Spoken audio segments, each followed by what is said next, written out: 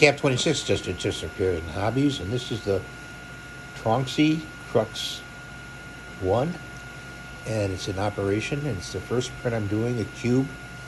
And let me tell you, for a first printer, I'm 63 years old. I put it together, the machine, and I'm getting my first print, which is just a cute calibration cube. And it comes with a USB thumb drive with the card inside of the thumb drive. So that's where it is if you're looking for it. And really easy to put together, and if you follow the instructions, you'll get it. I'm going to put this link to this item down in the comments below. And thanks for watching, and have a great day.